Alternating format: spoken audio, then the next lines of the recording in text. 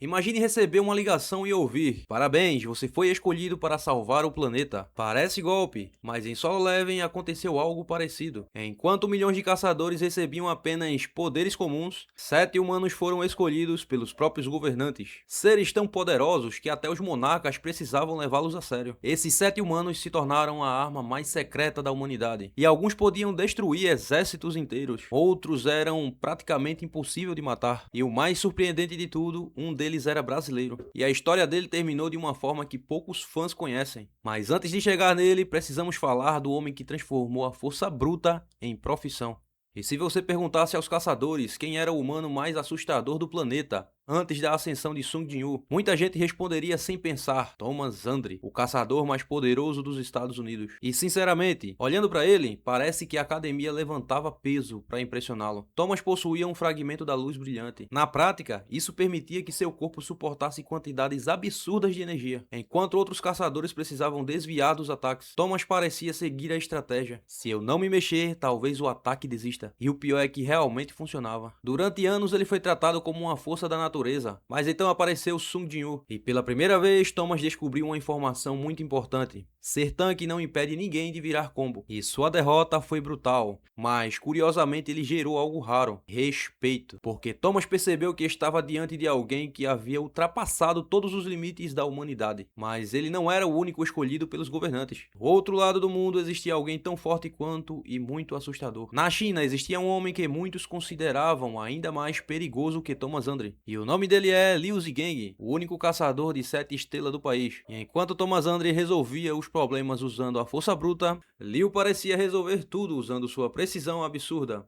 Se Thomas era um caminhão, Liu era uma espada com problemas de raiva. Seus ataques eram tão rápidos que vários monstros provavelmente descobriram que tinham sido derrotados alguns segundos depois. Mas o mais interessante não era a sua força, era a sua agilidade. Ao conhecer Sung Jin-woo, Liu percebeu algo que quase ninguém enxergava. Aquele não era apenas um caçador forte, era alguém caminhando para se tornar algo completamente diferente. E se até Liu percebeu isso, o próximo homem da lista ignorou um aviso que poderia ter salvado sua vida. Christopher Reed era um dos caçadores mais fortes do planeta, mas também entrou para a história por cometer um dos maiores erros da obra. Um dia ele recebeu um aviso. Uma vidente revelou que ele seria assassinado e que deveria procurar Sung Jin-woo imediatamente. Agora imagina a situação: você é um dos humanos mais poderosos da Terra. Alguém chega e fala: você vai morrer. E a maioria reagiria igual Christopher, ignorando completamente. E o resultado? 3 monarcas apareceram em sua própria residência ao mesmo tempo, o equivalente a descobrir que o chefe final trouxe seus amigos. Christopher lutou, liberou seu poder, tornou-se uma entidade envolvida por fogo divino. Mas nem isso foi suficiente, e sua morte enviou uma mensagem assustadora para todo mundo. Os monarcas estavam eliminando os receptáculos dos governantes, e o próximo nome da lista escondia um dos maiores segredos de Solo Leveling. Aliás, se você gosta desses detalhes escondidos na obra, provavelmente vai gostar do que vem a seguir também. Porque ninguém fala sobre o verdadeiro poder do próximo personagem. À primeira vista, Gogun-He parecia apenas um senhor simpático administrando a Associação dos Caçadores. Mas existia um problema: a aparência enganava, e enganava muito. Dentro daquele corpo envelhecido estava um dos receptáculos mais poderosos dos governantes. O problema era simples: seu corpo não conseguia acompanhar o seu poder. Era como instalar o motor de Fórmula 1 em uma bicicleta. Quando o Monarca do Gelo apareceu para eliminá-lo, Gogun-He sabia que não venceria.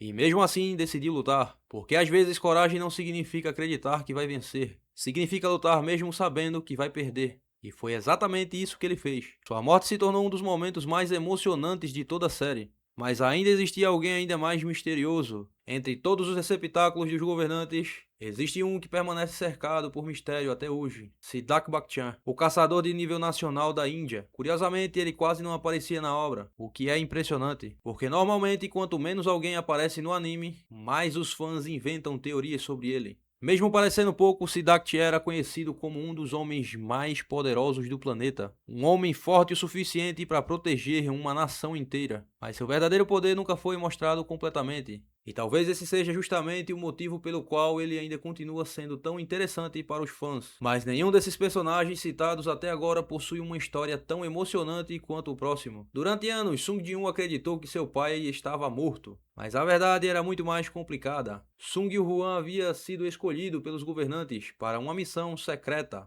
Inicialmente, sua missão era observar aquele que se tornaria o futuro monarca das sombras, o próprio filho. Só que algo inesperado aconteceu. Ele percebeu que Sung Jin ainda era humano, que ainda lutava pelas pessoas, que ainda carregava seu coração. E isso mudou tudo. Quando os monarcas atacaram, Sung Yuan tomou uma decisão difícil: lutar sozinho, contra inimigos absurdamente superiores. Cada golpe destruía o seu corpo, cada segundo diminuía suas chances de viver, mas ele continuou, porque naquele momento ele não era um receptáculo, não era um guerreiro, era apenas um pai tentando proteger seu filho. E vamos ser sinceros, se existe alguém em Solo Leveling que merece um like, é esse homem. O que ele fez naquele momento foi simplesmente lendário, mas ainda falta o último nome, e provavelmente o mais desconhecido de todos. E agora chegamos ao personagem que a maioria dos fãs esquece que existiu: Jonas, o receptáculo brasileiro dos governantes. E sim, Solo Leveling tinha um brasileiro entre os humanos mais poderosos do planeta. E não, ele não resolveu tudo no improviso. Embora a gente goste de acreditar que sim, Jonas era considerado um dos indivíduos mais fortes da Terra, poderoso o suficiente para chamar a atenção dos próprios monarcas, e foi justamente aí que surgiu o problema. Antes mesmo de mostrar todo o seu potencial, ele foi caçado, eliminado. Sua morte serviu como um aviso brutal. Se alguém tão poderoso poderia cair daquela forma, então ninguém estava seguro, nem mesmo os escolhidos dos deuses. E o mais curioso é que essa história está longe de ser a mais absurda de Solo Leveling. Existem segredos, personagens e acontecimentos que a maioria dos fãs nunca percebeu, e alguns deles conseguem ainda ser mais chocantes do que a história do único brasileiro escolhido pelos governantes.